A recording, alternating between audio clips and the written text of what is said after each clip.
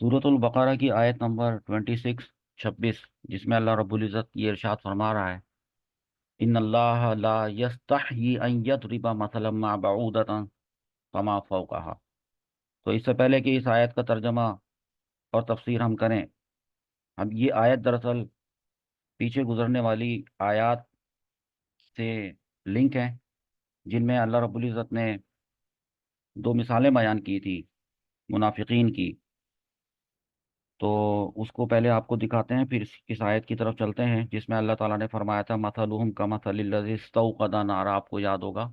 तो पहले वो दिखा देते हैं आपको, वो आप देख लें ताकि आप इसका लिंक जोड़ सकें। यहाँ पे अल्लाह रब्बुल इज़्ज़त ने फरमाया था मसलुहुम, उनकी मिसाल ऐसी है कमसलिल लज़ी इस्तौक़दा नारा, कि किसी शख्स ने जैसे आग जलाई है, फलम्मा अदाअत मा हौलहू, जब खूब अच्छी तरह से वो आग उसकी रोशन हो गई, रोशनी के लिए आग जलाई थी। तो अल्लाह ताला ने सज़ा ये दी कि ज़हबल्लाहु बिनूरिहिम, अल्लाह ताला ने वो छीन लिया उसका नूर। और मैंने आपको बड़ी तफसील से बताया था कि क़यामत वाले दिन जो है वो किस तरीके से मोमिनीन को नूर मिलेगा और मुनाफिकीन को भी नूर मिलेगा, लेकिन मिलने के बाद छीन लिया जाएगा और फिर वो अंधेरे में भटकते रहेंगे। तो ये दरअसल उनको, मुनाफिकीन को, इस आग वाली बात से बड़ी आग लगी, इस आग वाली मिसाल से उनको बहुत आग लगी। एक बात ये, और फिर उनको ये भी कह दिया कि अंधे हैं, बहरे हैं, गूंगे हैं। ये आप यहाँ पे देखें, सुम्मुम बुकमुन उम्मियुन फहुम ला यरजिऊन। ऐसी ऐसी बातें कुरान पाक में अल्लाह ताला ने, अहम तरीन बातें अल्लाह रब्बुल इज़्ज़त ने लिखी हैं, खोल खोल के बयान की हैं, कि आप सोचते होंगे कि अक्सर आप देखते हैं मुख्तलिफ ममालिक में जहाँ कुफ़ार हैं, वो कुरान को जलाते हैं, कुरान की किताब को जलाते हैं, गोया कि वो समझते हैं कि इसको जला देंगे तो ये कुरान जल के ख़त्म हो जाएगा। हालांकि दरअसल ये जो उनके दिलों में जो आग है, वो ये नारा जो ये लिखी है ना, नार, ये जो आग लिखी है, दरअसल उनके उनको ये पता है कि उनकी,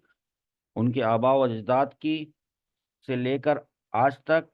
और उनके क़यामत तक आने वाली नस्लों की अल्लाह ताला ने जो यहाँ पे डेफिनेशंस खोल खोल के दी हैं और उनकी पहचान कराई है,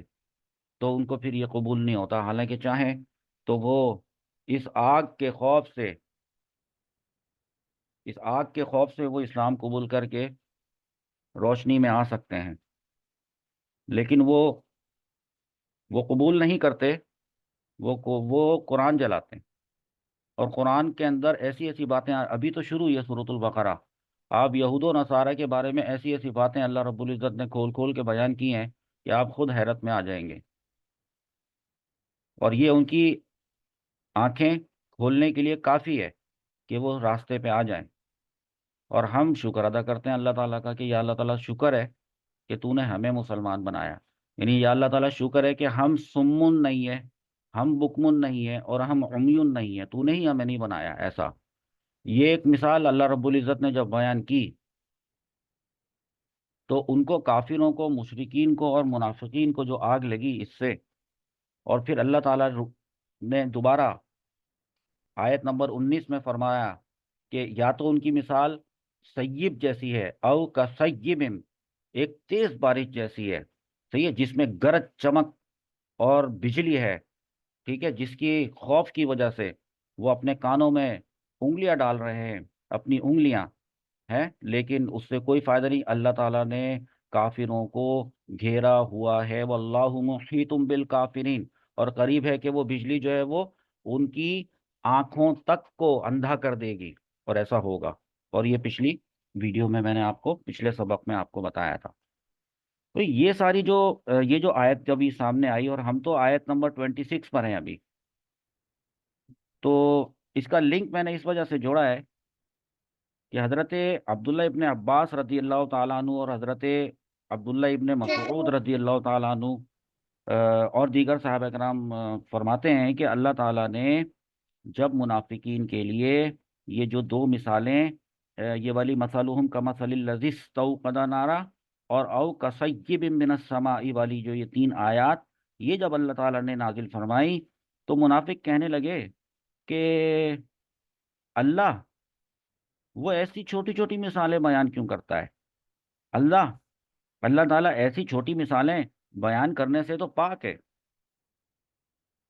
تو اللہ تبارک و تعالیٰ نے یہ آیت، کون سی، جو آج کی ہماری آیت ہے وہ بھی سامنے اب لے کر آتے ہیں وہ سامنے، یہ ان اللہ لا یستحیی، اللہ رب العزت حیا نہیں فرماتا،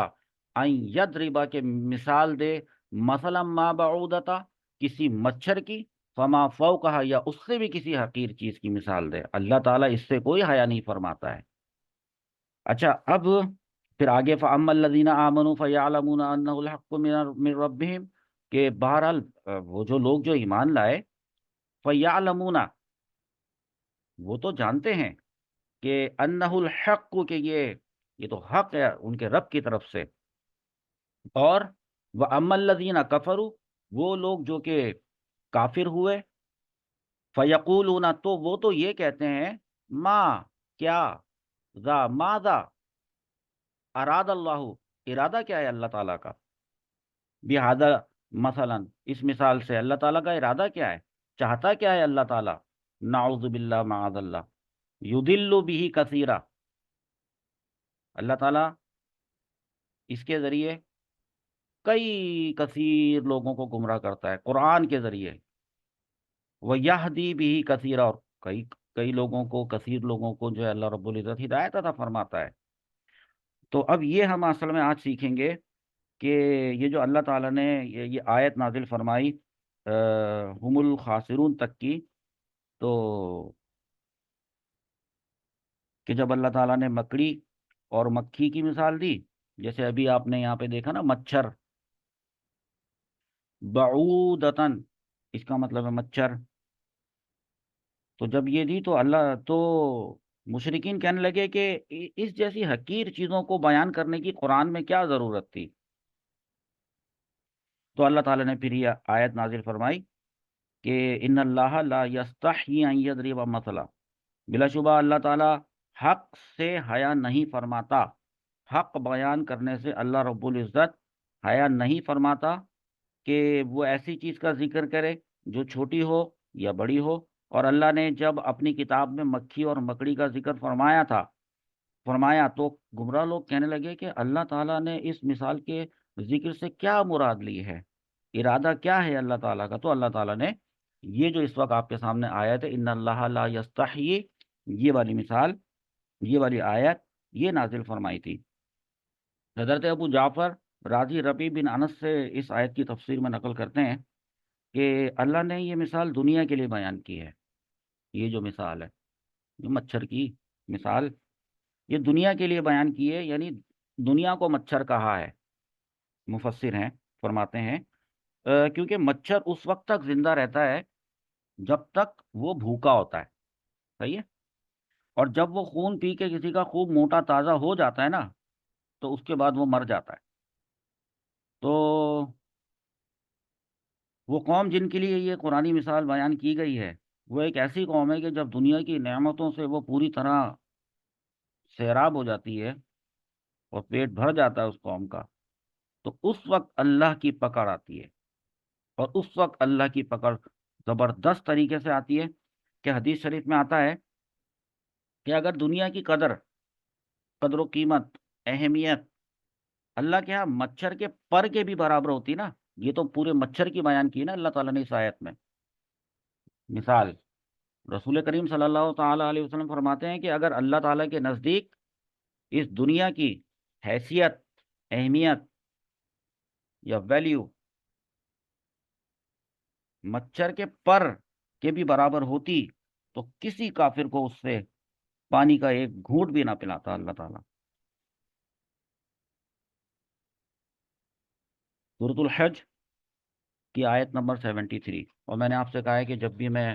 کسی دوسری آیت کے ذریعے تفسیر بتاتا ہوں تو اس دوسری آیت کا ریفرنس اپنے پاس نوٹ کر لیا کریں، یقیناً پھر جب آپ ریفرنس نوٹ کریں گے تو اس آیت کو جا کر کھول کے پڑھیں گے، اس کا ترجمہ بھی پڑھیں گے۔ میں بھی بتا رہا ہوں آپ کو، سورہ حج ہے، سورۃ الحج آیت نمبر 73، 73،